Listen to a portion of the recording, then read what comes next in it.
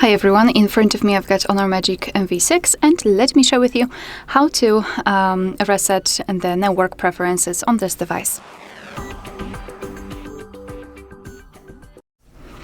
So let's start with opening the settings, and here we need to scroll all the way down to find System and Updates.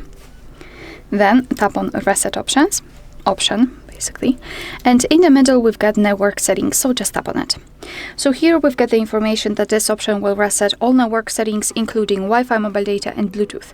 So just tap on Reset Network Settings if you're ready and enter your screen lock to confirm.